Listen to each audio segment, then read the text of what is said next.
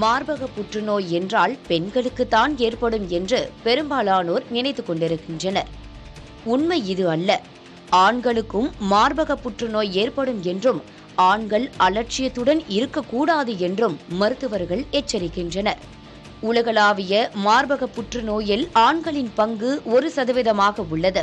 வாழ்க்கை முறை மாற்றத்தால் தற்போது இந்த எண்ணிக்கை அதிகரிக்க தொடங்கியிருப்பதாக மருத்துவர்கள் கூறுகின்றனர்.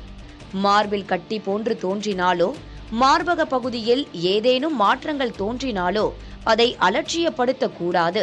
உடனடியாக மருத்துவ பரிசோதனை செய்ய வேண்டும் என்கின்றனர் மருத்துவர்கள்.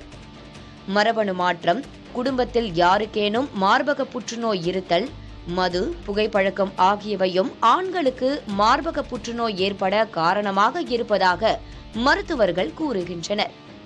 எந்த வகை புற்றுநோயாக இருந்தாலும் ஆரம்ப நிலையிலேயே கண்டறிந்து சிகிச்சை வழங்கினால் எளிதில் குணப்படுத்த முடியும் என்று மருத்துவர்கள் தெரிவிக்கின்றனர்.